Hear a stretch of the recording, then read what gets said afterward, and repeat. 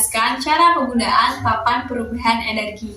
Pada papan perubahan energi terdapat judul perubahan energi. Kemudian pada papan perubahan energi terdapat 4 bagian. Bagian pertama yaitu bagian energi listrik menjadi energi panas. Bagian kedua yaitu bagian energi listrik menjadi energi gerak. Bagian ketiga yaitu bagian energi kimia menjadi energi panas. Dan bagian keempat yaitu energi gerak menjadi energi bunyi. Kemudian cara penggunaannya yaitu kita minta salah satu peserta didik untuk maju dan memilih secara acak gambar benda yang ada dalam kardus ini. Misalnya, peserta didik mendapatkan gambar blender. Nah, maka kita akan melihat pada bagian papan perubahan energi.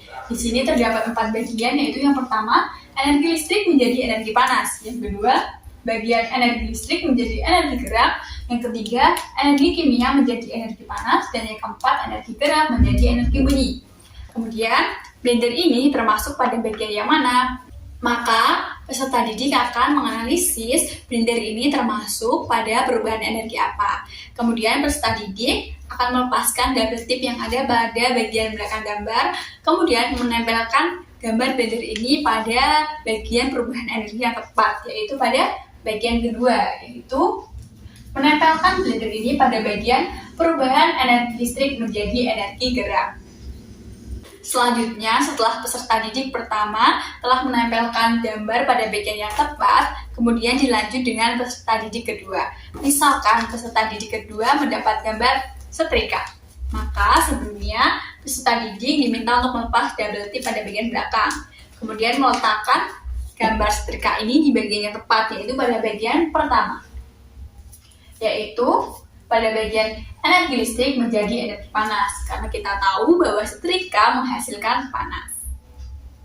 Selanjutnya, ketika peserta didik kedua maju dan sudah menempelkan gambarnya pada bagian yang tepat, kita lanjutkan pada peserta didik ketiga. Kita misalkan, peserta didik ketiga mendapatkan gambar kompor. Nah, maka peserta didik ketiga sebelumnya melepaskan double tip pada bagian belakang, kemudian menempelkan kompor ini pada bagian tepat. Pada bagian mana? Maka pada bagian ketiga, di mana energi kimia menjadi energi panas.